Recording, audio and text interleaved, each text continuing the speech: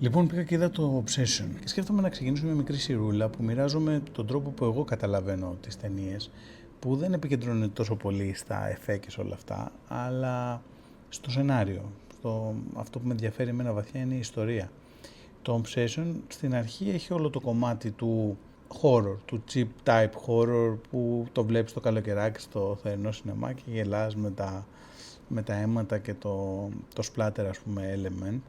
Αλλά φυσικά άμα το δεις λίγο πιο βαθιά βλέπεις όλο το κομμάτι του που μπαίνουν τα όρια του έρωτα, πότε πάβει το ρομαντικό να είναι ρομαντικό, πότε η μία ανταπόκριση είναι σήμα να κυνηγήσεις περισσότερο και πότε να πάρεις αποστάσεις ώστε να διατηρήσεις την αξιοπρέπειά σου. Είναι εύκολα να κρίνουμε οποιονδήποτε με εύκολο και καθαρό μυαλό, γιατί πολλές φορές κοροϊδεύουμε και τον ίδιο μας τον εαυτό για το παρελθόν μας και θεωρούμε ότι ποτέ δεν δαγκώσαμε τη λαμαρίνα και ποτέ δεν νομίζαμε ότι ο κόσμος θα καταρρεύσει αν το κορίτσι που μας αρέσει δεν ανταποκριθεί σε εμάς.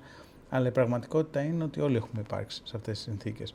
Και βλέποντας το με ένα τρίτο μάτι, θα λέγαμε ότι μπορεί να γίνεις αιμονικός, μπορεί να είσαι ασταθής, ακόμα και πολλές φορές επικίνδυνος. Από την άλλη, όλοι μας έχουμε μεγαλώσει με αυτές τις ιστορίες, τις ρομαντικές, το εμένα με κυνηγούσε πολύ καιρό και δεν ανταποκρινόμουν, αλλά συνέχισε να με κυνηγάει, ήταν κάθε βράδυ έξω από το σπίτι μου. Πότε αυτό είναι ρομαντικό και πότε είναι stalking.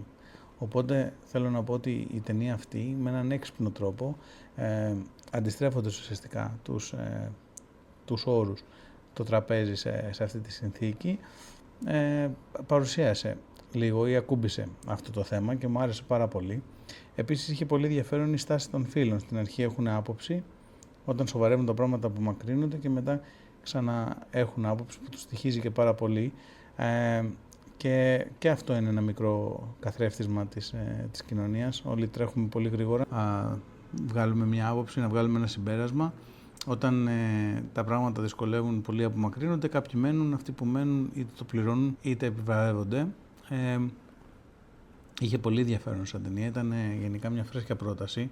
Είχα πολύ καιρό να δω έτσι κάτι φρέσκο και δεν είναι τυχαίο ότι από το τίποτα με ελάχιστα λεφτά στο budget έφτασε να κάνει κοντά μισό δις ευρώ. Ξέρω ότι είμαστε σε ένα κλίμα Οδύσσιας τώρα και όλοι έχουμε μπει στο δούριο ύπο και πάμε να κατακτήσουμε την Τρία, αλλά αν βρείτε λίγο χρόνο σε ένα έτσι θερινό σινεμά, πηγαίνετε και δείτε το Obsession, αξίζει.